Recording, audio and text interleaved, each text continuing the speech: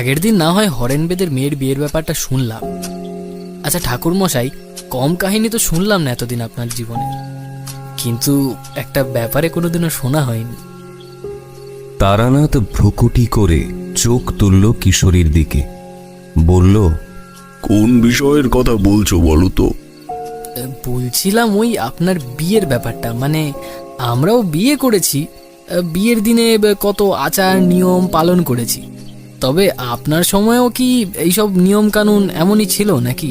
তারানাথ ক্ষণিক কিশোরীর দিকে স্থির দৃষ্টিতে চেয়ে রইল, তারপর মৃদু হেসে বলল, তুমি আসলে জানতে চাইছো আমার বিয়েকে কেন্দ্র করে কোনো ঘটনা ঘটেছিল কিনা, তাই তো? ঠিক ধরেছেন ঠাকুর মশাই, কারণ আপনার মতন গৃহত্যাগী সাধন ভজন করে আসা মানুষের বিয়ে তো স্বাভাবিকভাবে মিটে যাওয়ার কথা নয়, বা যদি তাও হয় তবে বলুন না সেদিনগুলোর অভিজ্ঞতা। ভূত প্রেত তো অনেক শুনেছি, সে না হয় আবার পরে হবেক্ষণ। তারানাথ মৃদু মাথা নেড়ে বলল, ভূত বলতে তোমরা কি বোঝো জানি না, কিন্তু আমি এই কথাটার অর্থ সব সময় অতীত হিসেবেই জানি।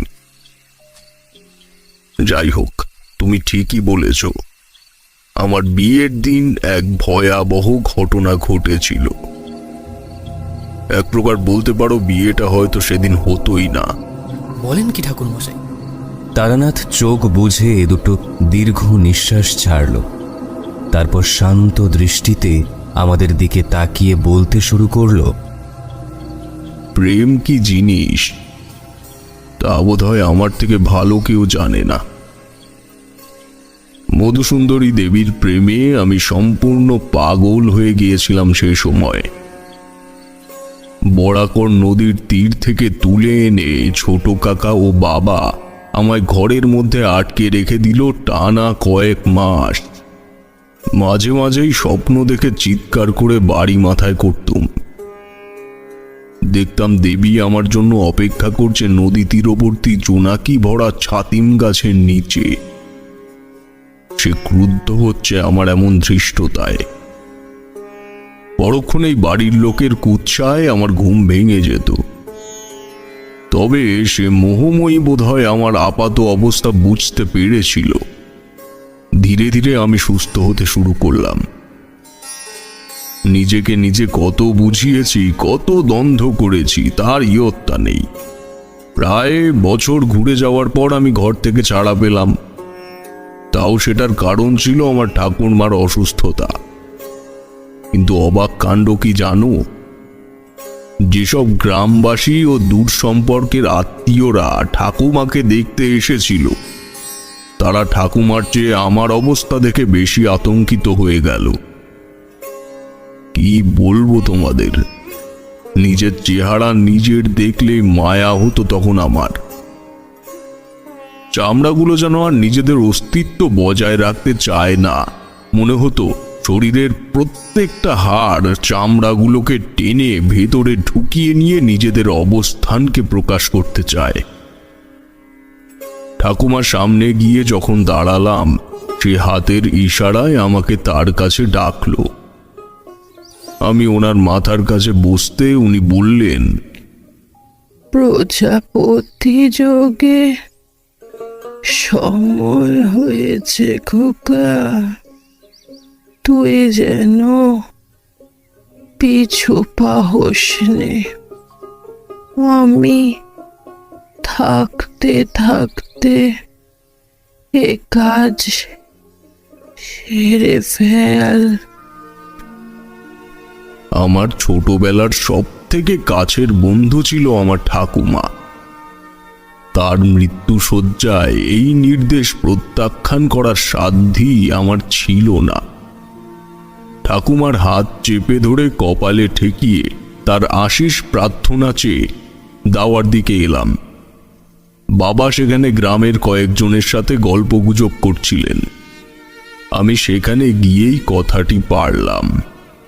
বাবা, আপনি আমার বিয়ের ব্যাপারে কথা এগোতে পারেন। ঠাকুমার এটাই শেষ ইচ্ছে।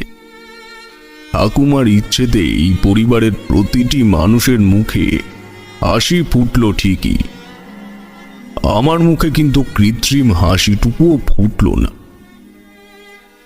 দিন 10 পরে নিমাই চাটুর্যে এসে আমায় বললেন, বাবা তারানাথ, আমি তোমার বাবার সঙ্গে বাজারে কথা বলে নিয়েছি। কুসুমপুরে তোমার জন্য একটা মেয়ে দেখা হয়েছে। কাল একবার তোমার যেতেই হবে বাবা। আমি বলি কি, তোমার কোনো এক বন্ধুকে সাথে করে নিয়ে যেও, তাতে তোমার মনটাও ভালো লাগবে। বলে উনি চলে গেলেন। তখন বন্ধু বলতে আমার গোটা 2 জন ছিল, শিবু আর বীরজাভূষণ। শিবুর বাড়িতে গেলাম প্রথমে, কিন্তু তাকে পেলাম না। ওর মা বলল সে পাট কাটতে চলে গেছে দক্ষিণের জনদের সাথে, 5 দিন পরে বাড়িতে ফিরবে। বীরজাকে বাড়িতে পেয়ে গেলাম। আমার বিয়ের খোঁজ চলছে জেনে প্রথমটায় সে অবাক হলেও পরে উত্তেজিত হয়ে বলল, এতদিন পর একটা সঠিক সিদ্ধান্ত নিয়েছিস ভাই। তাছাড়া তুই তো জ্যোতিষকর্ম করেও সংসার চালাতে পারবি। আচ্ছা, সে না হয় পরে আলোচনা করব, আগে চল মেয়েটাকে দেখে আসি। আমি কোনো উত্তর দিলাম না। সবার কথাই গুরুজনের নির্দেশের মতো লাগতো সেই সময়। মনে হতো সত্যি আমি কোনো ভুলের পথে, কোনো মরীচিকার পথে ছুটে যাচ্ছিলাম। আসলে ওসব আমার জন্য নয়। পরদিন সকাল সকাল নতুন বস্ত্র পরে বীরজাকে সাথে নিয়ে বেরিয়ে পড়লাম কুসুমপুরের উদ্দেশ্যে। লক্ষণ ছিল আমাদের পরিবাহক। তার গরুর গাড়িতে করেই বাবা কাকারা যাতায়াত করত। বাবা লক্ষণকে ঠিকানা বুঝিয়ে দিয়েছিল, তাই ঘন্টা খানেকের মধ্যেই আমরা পৌঁছে গেলাম গন্তব্যে। গরুর গাড়ির থেকে নেমেই প্রথম যে ব্যাপারটা চোখে পড়ল তা হলো একটা মরা শালিক। ঢালাও উঠোনের সম্মুখে রোদে শুকাতে দেওয়া পাকা কুলের চাটাইয়ের পাশে নিথর হয়ে পড়ে রয়েছে। এদিকে আমাদের দেখা মাত্রই বাড়ির ভেতর থেকে একজন মধ্যবয়স্ক লোক এগিয়ে আসছিলেন, তাও দেখেছি, কিন্তু অমঙ্গলের চিহ্ন স্বরূপ কিছু প্রত্যক্ষ হলে সেদিক থেকে আমি চোখ সরাতে কখনো পারিনি। যাই হোক, বীরজা একটু এগিয়ে গিয়ে ভাব বিনিময় করলো তার সাথে। আসো বাবা, চলো চলো ভেতরে চলো। বিরাট উঠোন পেরিয়ে পাশাপাশি মোট 3টি ঘর আমাদের মাঝের ঘরে বসানো হলো। তোমাদের কাছে বলতে বাধা নেই, ওই প্রথম আমি কিঞ্চিত মাত্র হলেও অপ্রস্তুত বোধ করেছিলাম নিজের কাছে নিজেকে। মনে হচ্ছিল আমার মতো মানুষ, যার পাপের ঘোড়া কানায় কানায় পূর্ণ, তার জন্য বিবাহের মতো এমন পবিত্র অধ্যায় নয়, বরং আমার উপস্থিতি সেই ঐশ্বরিক পবিত্রতাকে নষ্ট করছে তিলে তিলে। 2 বছর 15 মেয়ে হাসাহাসি করতে করতে হাতে 2 পাত্র নিয়ে ঘরে ঢুকলো। তাতে আম, কাঁঠাল, কলা এসব যত্ন করে কেটে সাজানো আছে। আমি বীরজার দিকে একবার তাকিয়ে তাদের হাতের থেকে থালা 2টি নামিয়ে নিলাম। বীরজা কিছু একটা প্রশ্ন করতে গিয়েও থেমে গেল। অবশ্যই থামলো আরো 2 জনের দরজার কাছে এসে দাঁড়ানোর কারণে। একজন শুকনো চেহারার মহিলা আধ ঘোমটা দিয়ে আরেকটি মেয়েকে নিয়ে ঘরের ভেতরে এলো। মেয়েটির ঘোমটা নেমেছে গলা পর্যন্ত, কাজেই মুখ তখনও দেখতে পাইনি। প্রাথমিক পরিচয় আদান প্রদানের পর বীরজা একটা আমের টুকরো মুখে দিয়ে প্রশ্ন করল, আপনার নাম কি? ঘোমটার তলার থেকে নিচু গলায় উত্তর এলো, পদ্ম। একবার মুখটা দেখান দেখি। মেয়েটি ধীরে ধীরে হাত তুলে তার চেহারার থেকে ঘোমটার পাহারা তুলতেই আমার পায়ের তলার থেকে পৃথিবী সরে যাওয়ার জোগাড়। আমার সামনে নিম্ন নেত্রে যার অপরূপ শ্রীমুখ উন্মোচিত হয়েছে সে আর অন্য কেউ নয়, স্বয়ং মধুসুন্দরী দেবী। আমি অধিক উত্তেজনায় মূর্ছা যাব নাকি চিরতরের জন্য বাক্যহারা হব, সে দ্বন্দ্বে ভুগতে শুরু করেছি প্রতি মুহূর্তে।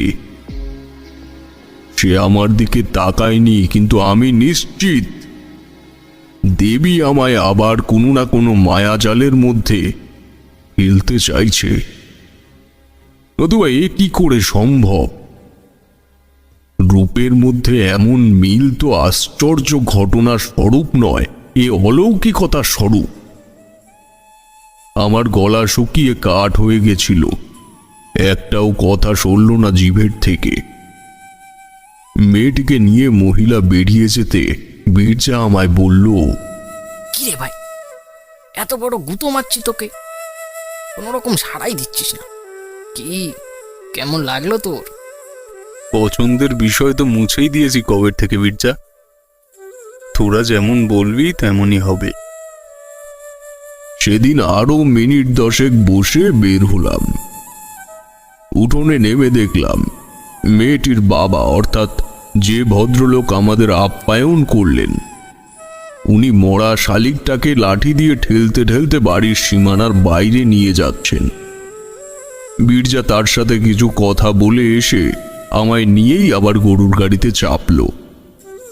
বাড়িতে ফিরে দেখি মা কাকিমারা খিড়কির দিকে একত্রিত হয়ে কোনো বিষয় নিয়ে কথা বলছে। আমি ও বীরজা সেদিকে এগিয়ে যেতে মা দ্রুত পায়ে আমার কাছে এলো, আমার হাত ধরে বলল, তোর ঠাকুমার শরীর আজ বেজায় খারাপ বাবা, আমরা একটুও দেরি করতে চাইছি না আর। উনি থাকতে থাকতে ওনার শেষ ইচ্ছেটা পূরণ করলে তোরই পুণ্যি হবে। পুণ্য কতটা কি হবে তা আমি জানতাম না ঠিকই, তবে এটুকু জানতাম কোনো একটা সাম্প্রতিক বিপদের সঙ্গে আমি জড়িয়ে পড়তে চলেছি খুব শীঘ্রই।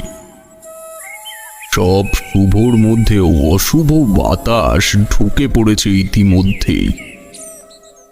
বৈঠক ঘরে এলাম। বাবা বীরজাকে জিজ্ঞেস করলো, কেমন দেখলে বীরজা? শ্যামলা বর্ণ হলেও মুখটা লক্ষ্মীশ্রী, আমাদের তারানাথের সঙ্গে মন্দ লাগবে না। আমি ভ্রুকুটি করে বীরজার দিকে চাইলাম।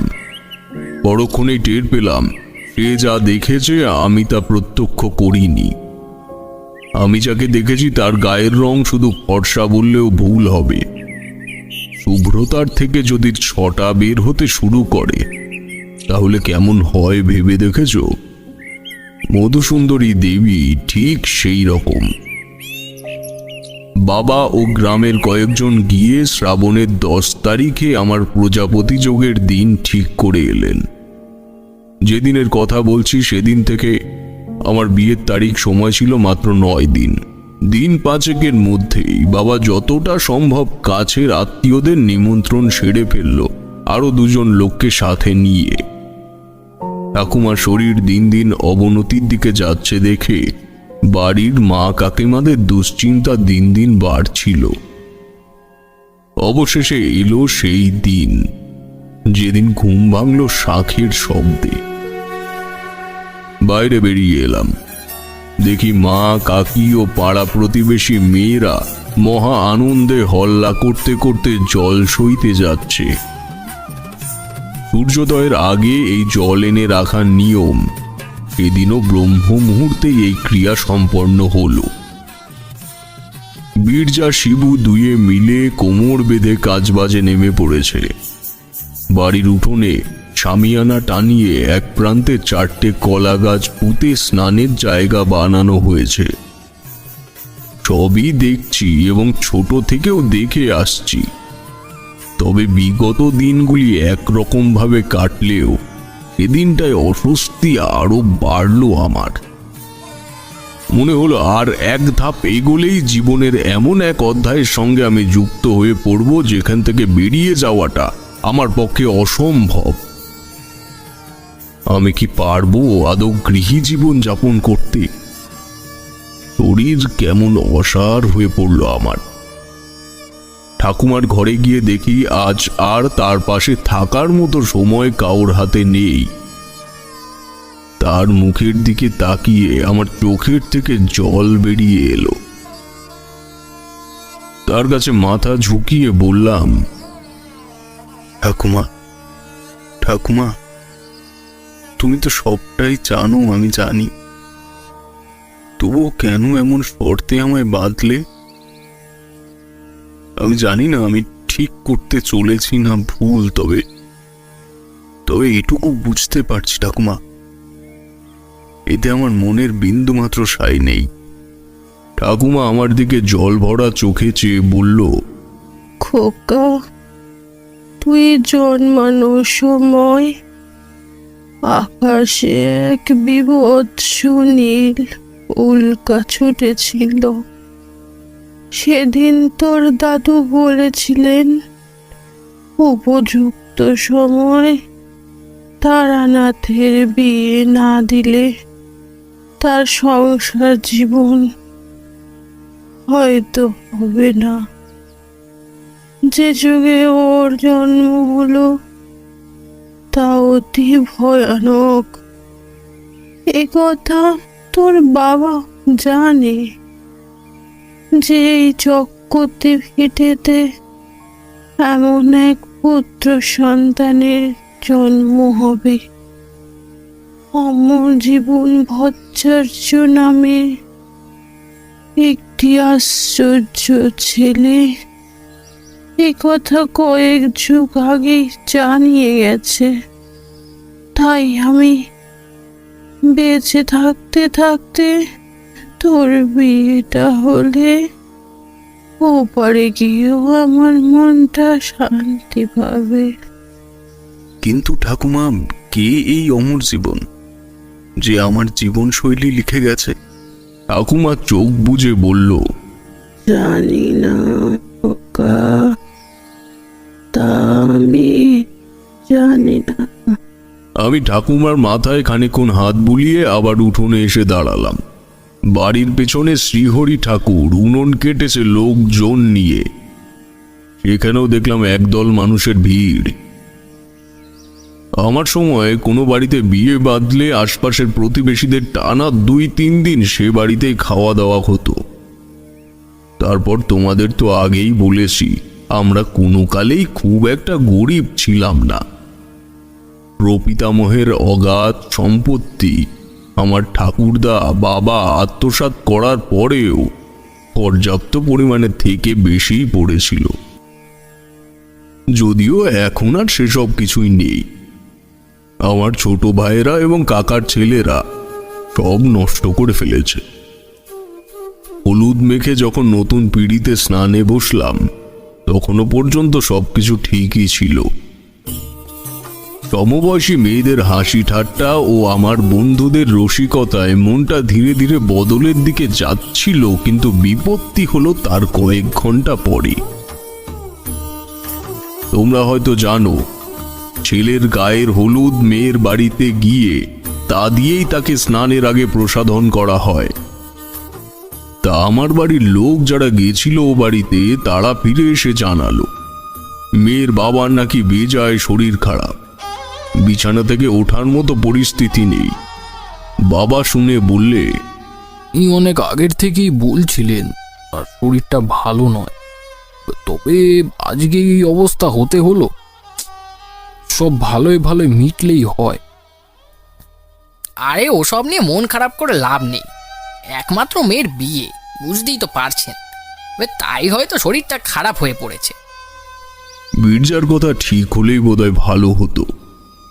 তবে আর এমন কাহিনী তোমাদের শোনাতে হতো না, হয়তো বলতাম না এই কাহিনী তোমাদের।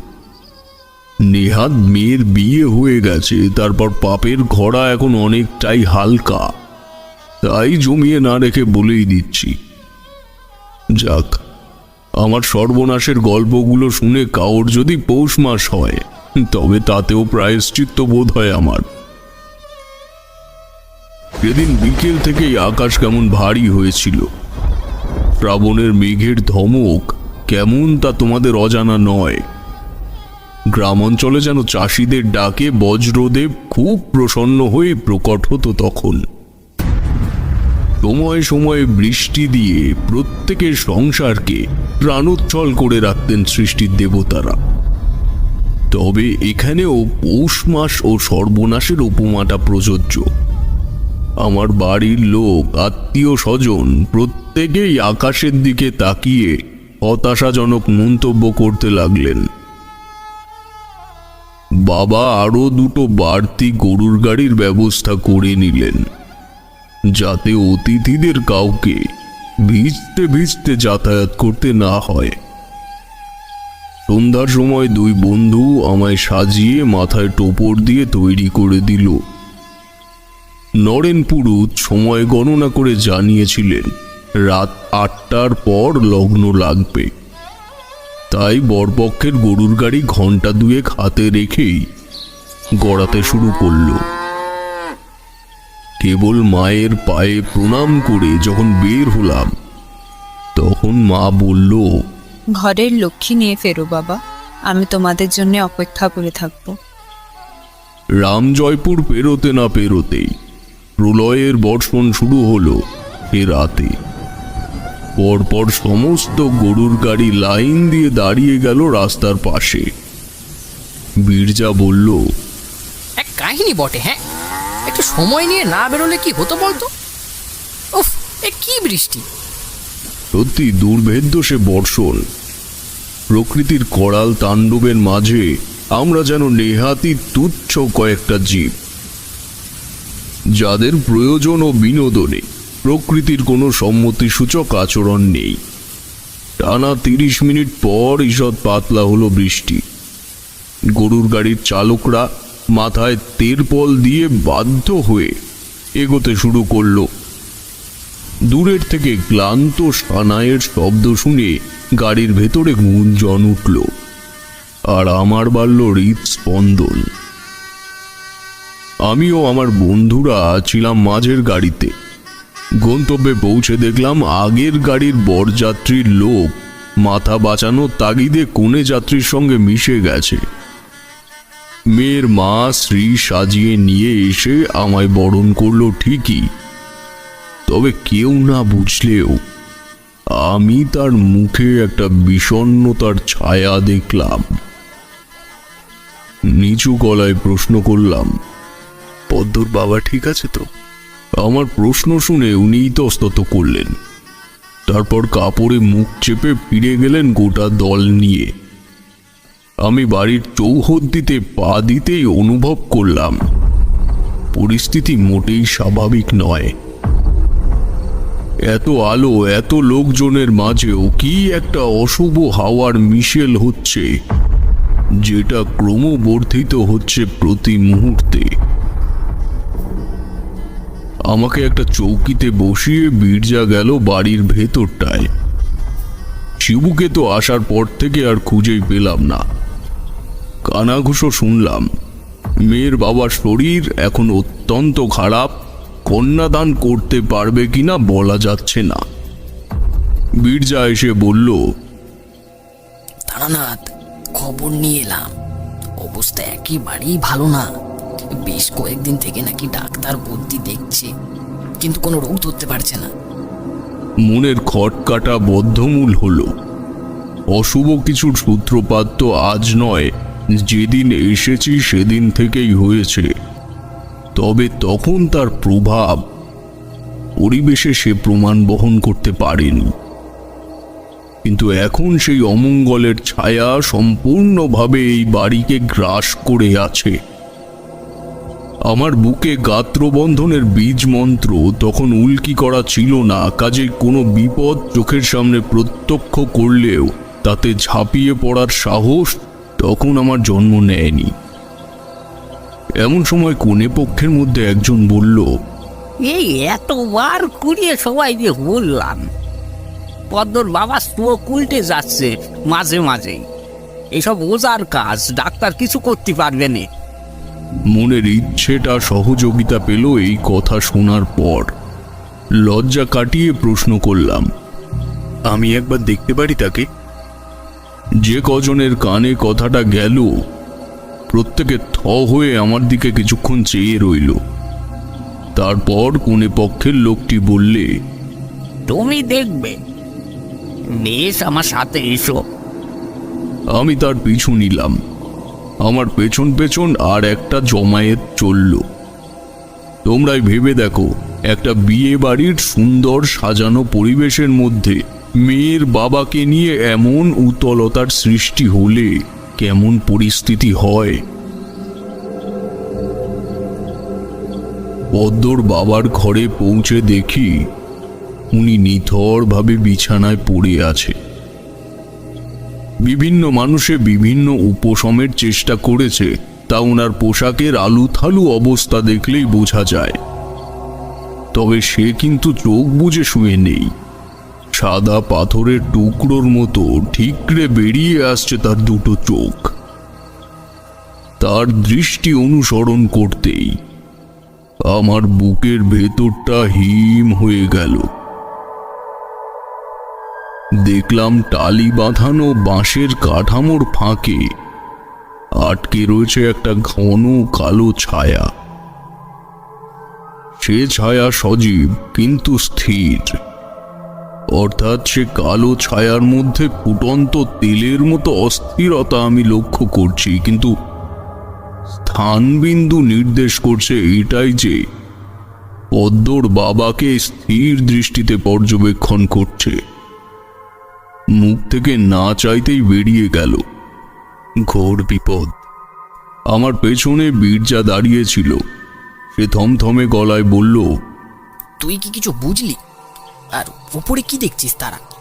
আমি প্রকৃতিস্থ হয়ে বললাম, আমার সাথে একটু বাইরে চল। ঘর থেকে বাইরে এলাম। যে সমস্ত লোকজন আমার পেছনে ভিড় জমিয়েছিল তারা কৌতূহলী হয়ে আমার দিকে চেয়ে রইল। বামুন ঠাকুর ওদিকে বিয়ের প্রস্তুতি সেরে সম্পূর্ণ তৈরি। আমি বীরজাকে নিয়ে বের হওয়ার সময় সেও আমার দিকে অবাক দৃষ্টিতে চেয়ে রইল। একটু নিভৃতে এসে বললাম, ভাই ভাই, পদ্মর বাবার ঘোর বিপদ। ওনার জীবন সংকটে আছে, আমি নিশ্চিত। কি বলছিস এসব? পাগল হয়ে গেলি নাকি? না না, অন্য কেউ আমার কথা বিশ্বাস করবে না, কিন্তু কিন্তু আমার মনে হয় তুই আমার কথা বুঝবি। তন্ত্রমহলে অনেক রকমের লক্ষণ দেখে শুভ ও অশুভ লগ্নের বিচার করা হয়। আমি ও ঘরে তেমন একটা লক্ষণ দেখেছি। খুব শীঘ্রই কিছু একটা বিপদ হবে দেখ। আর তোর বিয়ে? তোর কি মনে হয় যে মেয়েটার মন এখন বিয়ে করার মতো রয়েছে? আমি এমন অবস্থায় পারবো কি কাউকে তার বাড়ির থেকে নিয়ে যেতে? আর তাছাড়া আমি নিশ্চিত উনি কন্যাদান করতে পারবে না। তবে তুই কি বলছিস এসব? একটা মেয়ে লগ্নভ্রষ্ট হওয়া এই সমাজে পাপের সমান। তুই ঠিক দেখেছিস তো? বীরজার কথা শেষ না হতেই বাড়ির ভেতর থেকে আত্মচিৎকার ভেসে এলো।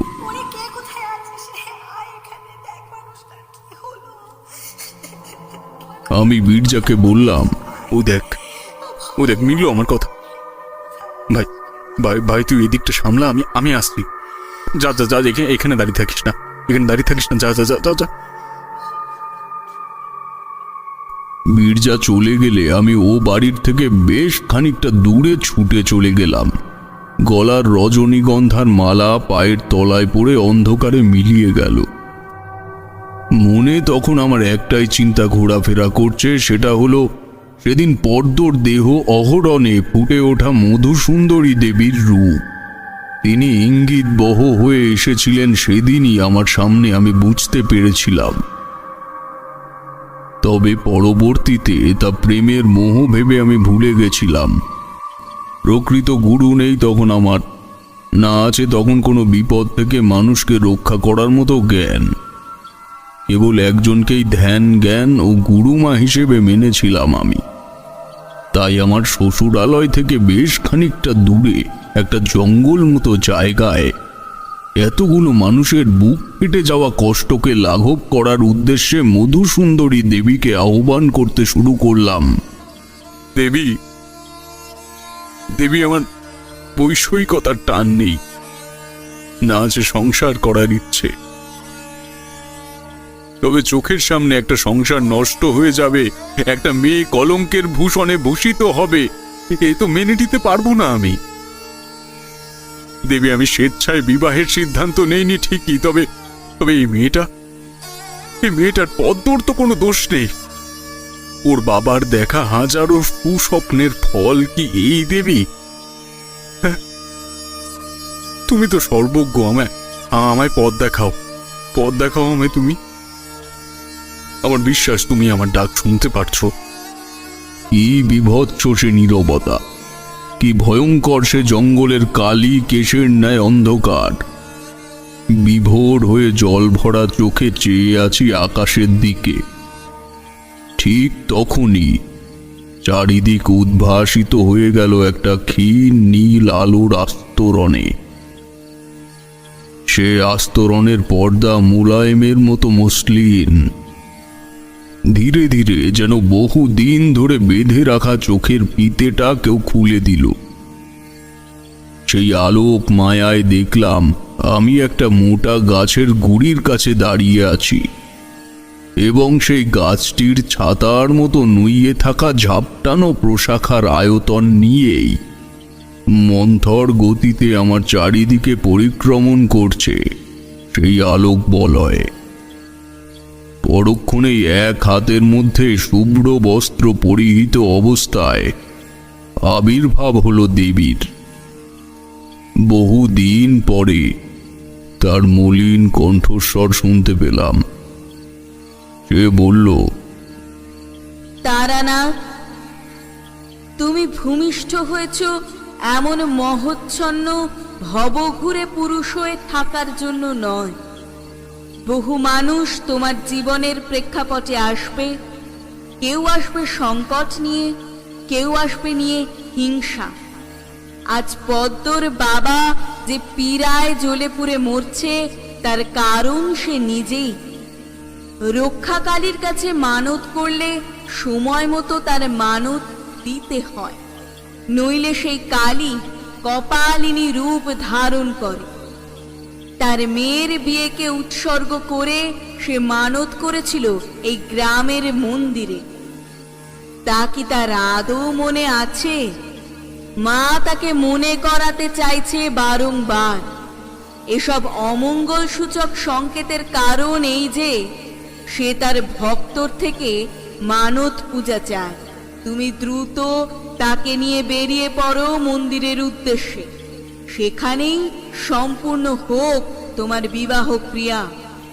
লগ্ন নিয়ে ভেবো না, তা মধ্যরাত্রি পর্যন্ত প্রশস্ত। আমি কিন্তু আবার কেমন বিচার বুদ্ধি জ্ঞান শূন্য হয়ে পড়েছি তখন। কথা বলতে চাইছি কিন্তু জিভের কোনো উৎসাহ নেই। এমন হৃদয় বিদারক মুহূর্তে দাঁড়িয়ে যেখানে আমি নিজেই বিপদ মোচনের উদ্দেশ্যে তাকে আহ্বান করেছি, উল্টে আমার চির চেনা উন্মাদ চরিত্রের দিকে আমি ধাবিত হচ্ছি তার রূপে মুগ্ধ হয়ে। আমি জানতাম তুমি আঘাত না পেলে সঠিক পথ নির্বাচন করতে পারবে না।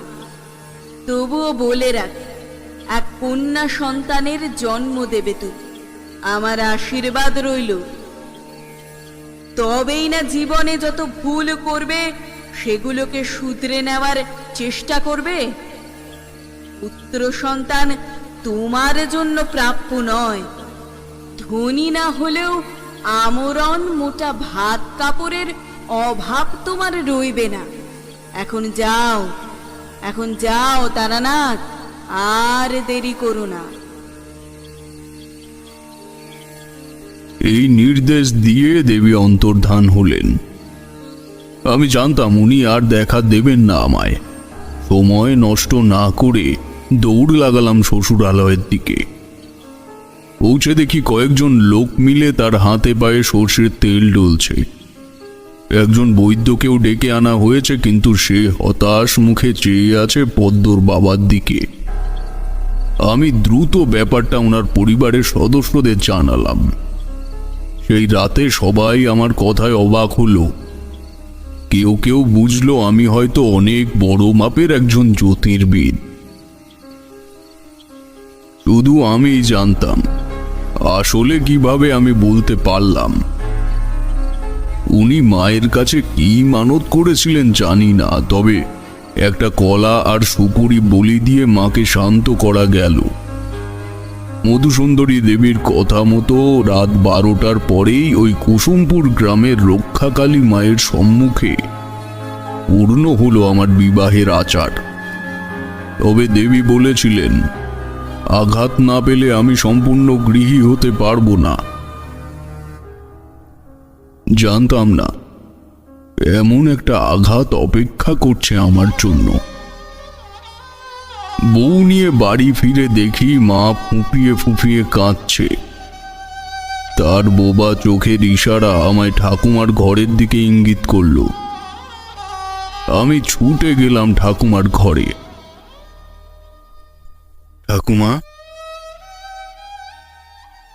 ঠাকুমা, ঠাকুমা, তোমার তোমার নাতবউকে এনেছি। ওই ওই ওই দেখো, তোমার নাতবউ বাইরে দাঁড়িয়ে রয়েছে। ওর নাম পদ্ম। ওঠো, তুমি ওঠো না। তোমার জন্য আমি, এই ঠাকুমা, ঠাকুমা, পদ্ম বাইরে দাঁড়িয়ে রয়েছে। আমি নাতবউ নিয়ে এসেছি ঠাকুমা। ঠাকুমা, একবার ওঠো, একবার উঠো, একবার। এই পদ্ম, এই পদ্ম, অত দেখো না ঠাকুমা। ঠাকুমা, সেদিন দেবী আমায় এক নিষ্ঠুর বাস্তবের সামনে দাঁড় করিয়ে দিয়ে গেলেন, যার ভবিষ্যৎ এই মটলেনের ছোট্ট বাড়িটি। বছর দুয়েক পরে মধুসুন্দরী দেবীর আশীর্বাদ নিয়েই আমার কন্যা সন্তান হলো। নামকরণ গণনা করে করিনি। ঠাকুমার নাম ছিল চারুলতা দেবী।